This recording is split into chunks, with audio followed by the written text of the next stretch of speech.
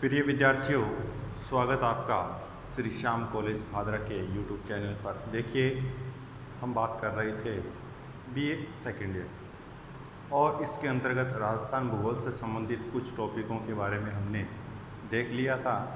Last हमने जो topic complete किया था वो टॉपिक कंप्लीट किया था राजस्थान की मिट्टियाँ संबंधी। अब इसी यूनिट के अंतर्गत जो लास्ट टॉपिक हमारा शेष रहा है, जो हमारी फर्स्ट यूनिट थी, ये काफ़ी लेंथी यूनिट थी, इसलिए इसमें समय अधिक लग रहा है। इसमें टॉपिकों की संख्या क्या है, ज़्यादा है।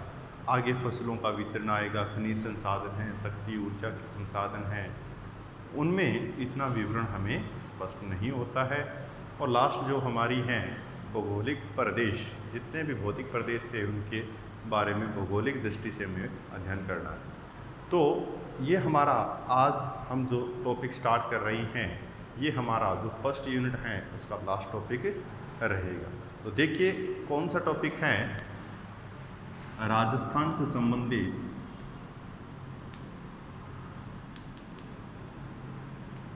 प्राकृतिक वनस्पति।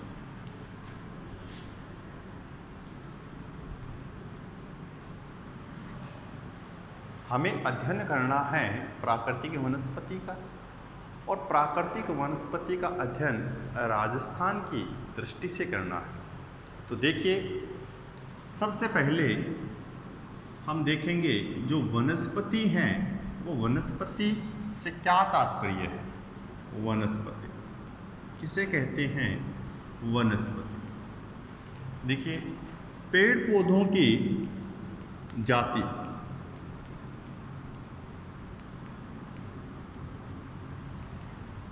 पेड़ पौधों की जातियों को हम वनस्पति में रखते हैं। जैसे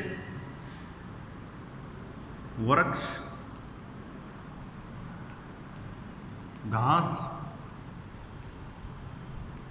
झाड़ियाँ, ये सारे के सारे जितने भी घटक आपको दिखाई दे रहे हैं वन, या हम कह सकते हैं छोटे वृक्ष, पेड़ पौधे, घास, झाड़ियाँ, इन सभी का जो विशिष्ट समूह होता है, विशिष्ट जो समूह होता है उसको हम किस नाम से जानते हैं? वनस्पति के नाम से जानते हैं।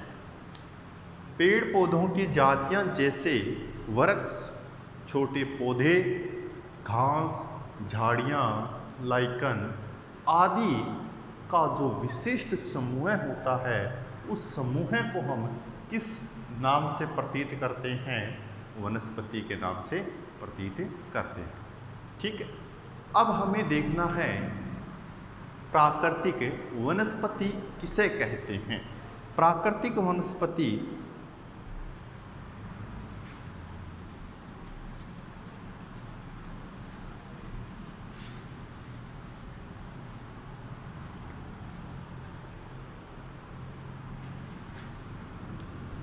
प्राकृतिक वनस्पति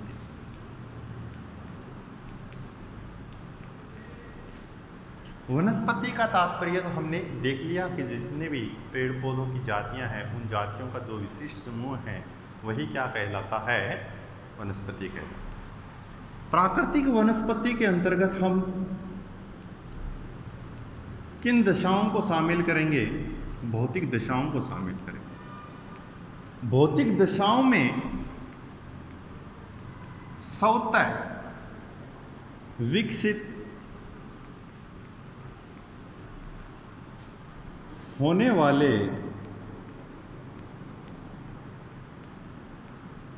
पादप समुदाय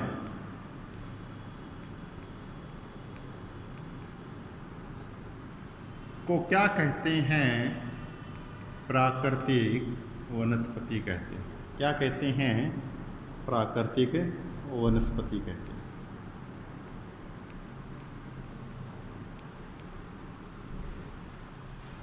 भौतिक दशाओं में स्वतः विकसित होने वाले जो पादप समुदाय हैं उसको हम किस श्रेणी में रखते हैं? प्राकृतिक वनस्पति में रखते हैं।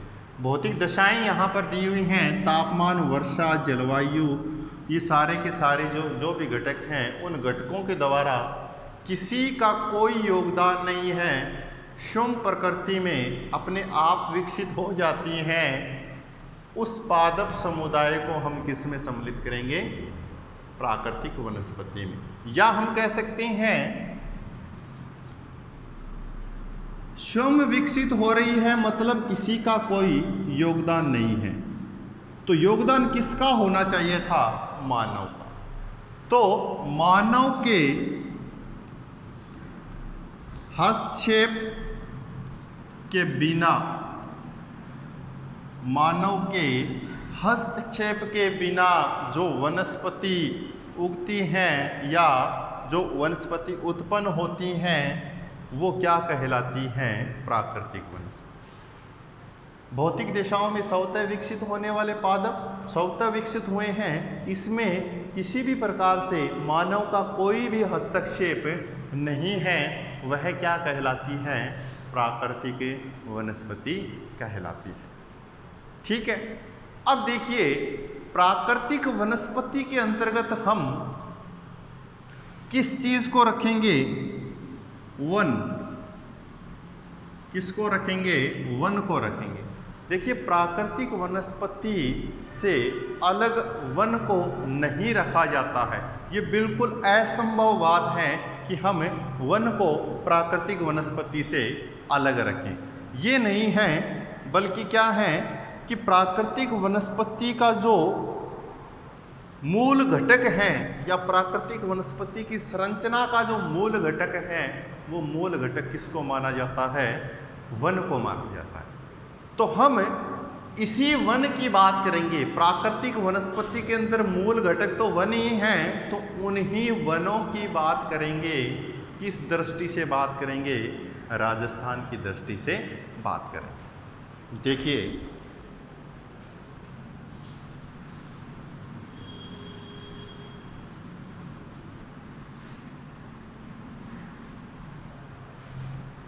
वन की बात करती हैं। वन आपने सभी ने देखा है कि क्या है?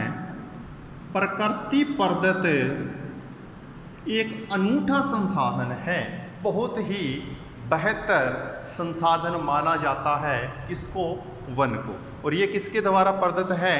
प्रकृति के द्वारा प्रदत्त संसाधन है। और ये अनूठा संसाधन इसलिए मानते हैं, देखिए संसाधन से क्या तात्पर्य है आप सभी को पता है कि पृथ्वी पर प्रत्येक वस्तु जो हमारे लिए उपयोगी हो वो क्या कहलाती है? संसाधन। या हम कह सकते हैं हमारी जो आवश्यकता की पूर्ति हैं वो पूर्ति करती हैं, वो वस्तु क्या कहलाती है? संसाधन कहलाती है। तो इसके अंतर्गत ये संसाधन किस दृष्टि से हुआ है? हमारे किस उपयोग के अंतर्गत लिया जाता है? हम बात करें सामाजिक, आर्थिक, भौतिक, इन सभी दृष्टि से वनों का काफ़ी महत्व है। और सार्वजनिक योगदान किसका रहता है? या तो आर्थिक और या भौतिक दृष्टि से। भौतिक दृष्टि से तो हमें क्या प्राप्त होती है? ऑक्सीजन प्राप्त होती है, वनों से ऑक्सीजन। अब आर्थिक दृष्टि से क्या मतलब है? आर्थिक दृष्टि से सबसे महत्वपूर्ण जो कारक है वो है आपका ईंधन। क्या है? ईंधन। वनों से हमें ईंधन प्राप्त होता है, साथ साथ में वो जो लकड़ियाँ प्राप्त होती हैं उसको हम फर्नीचर में तब्दील कर लेते हैं और इससे हम व्यापार भी कर सकते हैं। सिर्फ ईंधन ही नहीं, इससे बहुत सारी ऐसी वस्तुएं बनाई जा सकती हैं जिसका उपयोग हम आम जनजीवन में प्रतिदिन करते रहते हैं। तो आर्थिक दृष्टि से ये वन बहुत ही महत्वपूर्ण स्थान रखता है। लेकिन हम बात करें मुगल काल की बात करते हैं, पीछे के समय की बात करते हैं, प्राचीन समय। मुगल काल से प्रथम विश्व युद्ध तक मुगल काल से प्रथम विश्व युद्ध तक की बात करें तो इस समय में हमने देखा कि वनों में जो बढ़ोतरी थी वो अधिक थी। वनों की जो संख्या थी वो संख्या क्या थी, अधिक थी। पूरे भारत स्तर की बात करें या हम राजस्थान की बात करें, दोनों की दृष्टि से देखते हैं कि वनों की संख्या में क्या थी, वृद्धि थी। लेकिन क्या हुआ, इस समय लगभग 1/3 भूभाग पर वन्य विस्तार दिखाई देता था। 1/3 भूभाग पर वन्य विस्तार दिखाई देता था। समय के अकॉर्डिंग क्या हुआ, जनसंख्या में वृद्धि हुई और जैसी जनसंख्या में वृद्धि हुई दबाव बढ़ने लगा। दबाव बढ़ने लगा, संसाधनों की आवश्यकता भी क्या हो गई, मांग भी क्या हो गई, अधिक हो गई। संसाधन अधिक उपयोग में आने लगे। आने के कारण ये जो 1/3 वन थे ये धीरे धीरे क्या होते चले गए, कम होते चले गए और वर्तमान में लगभग 23 या 24% क्षेत्र पर वन हमें दिखाई देते हैं। तो इस प्रकार से वर्तमान में हम इनका अंधाधुंध उपयोग कर रहे हैं, जो कतई क्या है, गलत सिद्ध हो रहा है। हमें इसके उपाय के संबंध में आगे हम बात करेंगे। जो वनोन्मूलन है उसके संरक्षण की हम बात करेंगे आगे अगले टॉपिक में, इसी में। तो वहाँ देखेंगे कि किस प्रकार से हम इनका संरक्षण कर सकते हैं। तो वन है वो बहुत ही महत्वपूर्ण घटक माना गया है प्राकृतिक वनस्पति में। तो राजस्थान के अंतर्गत कौन कौन से वन पाए जाते हैं, उन वनों की हम बात करेंगे। देखिए कौन कौन से वन।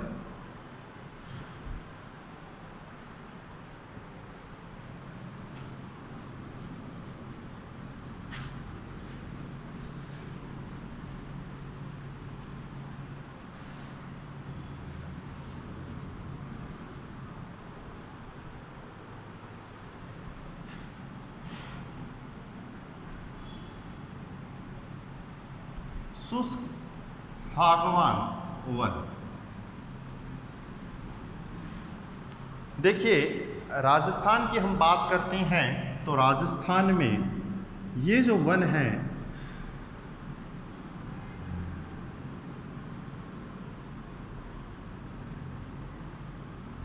ये कहाँ पर दिखाई देता है हमें राजस्थान के अंतर्गत। जो दक्षिणी क्षेत्र हैं, दक्षिणी पूर्वी जो क्षेत्र हैं, इस क्षेत्र में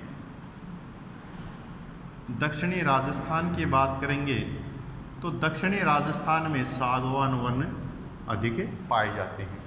कौन से जिले में, लगभग बांसवाड़ा का जो क्षेत्र है और उदयपुर का जो क्षेत्र है, इन क्षेत्रों में किस वृक्ष की अधिकता अधिक दिखाई देती है, सागवान वृक्ष की अधिकता दिखाई देती है। और ये जैसे हम 3,42,239 क्षेत्रफल की बात करते हैं तो उसमें से लगभग 5200 वर्ग किलोमीटर में किस प्रकार के वन दिखाई देते हैं राजस्थान में, शुष्क सागवान वन दिखाई देते हैं।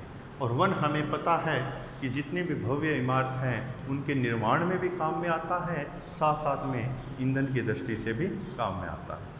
यहाँ की जलवायु आर्द्र उपार्द्र जैसी जलवायु पाई जाती है। तो इन वनों के लिए जो 70 सेंटीमीटर हैं, 70 सेंटीमीटर तक औसत वार्षिक वर्षा की आवश्यकता होती है, जो यहाँ पर इनको प्राप्त हो जाती है। क्योंकि यहाँ बांसवाड़ा है और बांसवाड़ा को मानसून का प्रवेश द्वार कहा जाता है राजस्थान का, तो वर्षा की मात्रा थोड़ी अधिक पाई जाती है पश्चिमी राजस्थान और मध्य राजस्थान की अपेक्षा। तो ये शुष्क सागवान है जो दक्षिणी क्षेत्र में पाया जाता है। अब उसके बाद में एक अगला आता है दूसरा,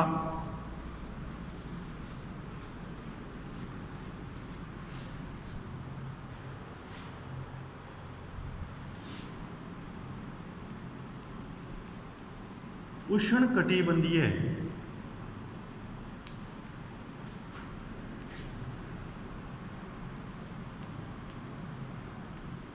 पतझड़ वन। शुष्क जो पतझड़ वन है उसकी बात कर रहे हैं हम, उष्णकटिबंधीय पतझड़ वन।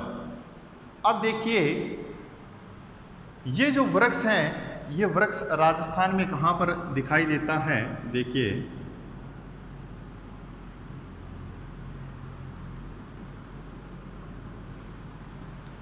इसी दक्षिणी पूर्वी क्षेत्र में, दक्षिणी पूर्वी राजस्थान में इस प्रकार के पतझड़ वन दिखाई देते हैं। उष्णकटिबंधीय दिया हुआ है, मतलब ये 23.5 डिग्री जो कर्क रेखा है उस कर्क रेखा के आसपास के क्षेत्र को बता रहा है। और कर्क रेखा राजस्थान के डूंगरपुर और बांसवाड़ा क्षेत्र में जाती है और इसी क्षेत्र की ये बात कर रहा है। तो यहाँ पर पतझड़ वन हमें दिखाई देते हैं दक्षिणी पूर्वी राजस्थान के अंतर्गत। और इसके अंतर्गत प्रमुख जो वन है वो वन कौन सा है? धोकड़ा वन है। उष्णकटिबंधीय पतझड़ वनों में सबसे महत्वपूर्ण वन कौन सा है? धोकड़ा वन पाया जाता है। इसके अलावा भी बहुत सारे वन पाए जाते हैं, जैसे आम का वृक्ष पाया जाता है, तेंदू पाया जाता है, बबुल पाया जाता है, नीम पाया जाता है, खेर पाया जाता है। इस प्रकार के बहुत से वन जो पतझड़ वन हैं। अब देखिए क्या मतलब होता है पतझड़ वन का? पतझड़ वन किसे कहते हैं ये देखें। तो देखिए ऐसे जो वृक्ष होते हैं, मान लीजिए ये वन हैं सारे के सारे, ये क्या करेंगे? पूरे वर्ष में कोई एक ऐसा समय आएगा, वर्ष के कुछ विशेष समय की बात करेंगे, तो कुछ विशेष समय में ये अपनी पत्तियां गिरा देते हैं। वर्ष के कुछ विशेष समय की बात करेंगे, ऐसे वन जो वर्ष के कुछ विशेष समय में अपनी पत्तियां गिरा देते हैं, उन वनों को क्या कहते हैं? पतझड़ वन कहा जाता है, या उनको मानसूनी वन भी कहा जाता है। इसका जो एरिया है उष्णकटिबंधीय पतझड़ वनों का, वो कितना है? 26,000 वर्ग किलोमीटर देखा जाता है। और ये उन्हीं क्षेत्रों में पाए जाते हैं जहाँ मिट्टी की जो उर्वरकता है वो अधिक हो या उसका उपजाऊपन अधिक हो, और वर्षा का जो वितरण है वो भी क्या हो? बेहतर हो। वहाँ पर किस प्रकार के वन पाए जाएंगे? उष्णकटिबंधीय पतझड़ वन पाए जाएंगे। यहाँ भी हमें उष्णकटिबंधीय स्थिति दिखाई दे रही है, लेकिन मुख्यतः ये राजस्थान के किस भाग में पाए जा रहे हैं? दक्षिणी पूर्वी क्षेत्र में पाए जाते हैं। इसके अलावा भी कई वन और हैं, जैसे मिश्रित पतझड़ वन आते हैं, कंटीली झाड़ियाँ जैसे आते हैं, अर्ध उष्णकटिबंधीय जो क्षेत्रों में अर्ध सदाबहार वन जो होते हैं वो भी पाए जाते हैं। उनकी बात हम नेक्स्ट क्लास में करेंगे। तो देखिए आज हमने क्या देखा है कि वनस्पति किसे कहते हैं? पेड़ पौधों की जाति है, उस जाति के समूहों को वनस्पति। प्राकृतिक वनस्पति से क्या तात्पर्य है? भौतिक दिशाओं में स्वतः विकसित होने वाले पादप समूह है, क्या कहलाते हैं? प्राकृतिक वनस्पति। और प्राकृतिक वनस्पति के अंतर्गत हम देख रहे हैं कि इसका जो मूल घटक है वो किससे संबंधित है? वन से संबंधित है। तो वन को हम अलग कर कर अध्ययन नहीं कर सकते, क्योंकि प्राकृतिक वनस्पति का मूल घटक है वन ही है। इसी के अंतर्गत हम इसको सम्मिलित करते हैं। और वन हमारे लिए किस प्रकार से उपयोगी है ये भी हमने बात की है कि प्राचीन काल में इसका स्तर काफ़ी अधिक था, जनसंख्या के दबाव के कारण, संसाधनों की अधिक ज़रूरत के कारण ये कम होता चला गया। फिर हमने इसी वन को देखा है। और वनों के प्रकार की बात करेंगे तो सबसे पहले शुष्क सागवान वन की बात की थी हमने, जो 5200 वर्ग किलोमीटर के अंतर्गत बांसवाड़ा और उदयपुर के क्षेत्र में दिखाई देता है। और वहाँ पर 70 सेंटीमीटर वर्षा भी दिखाई देती है, वार्षिक वर्षा की बात की। फिर हमने उष्णकटिबंधीय सदाबहार वन की बात की है। इसके अंतर्गत हम देख रहे हैं कि जो दक्षिणी पूर्वी राजस्थान का क्षेत्र है वो इसी प्रकार के पतझड़ वन की दृष्टि से महत्वपूर्ण है। और पतझड़ वन किसे कहते हैं? जो वर्ष के विशेष समय में अपनी पत्तियां गिरा देते हैं उनको पतझड़ वन कहते हैं। इसके अलावा जो वन है वो हम नेक्स्ट क्लास में करेंगे। तो आशा करता हूँ कि आपको वीडियो अच्छे समझ में आएगा। Thank you very much.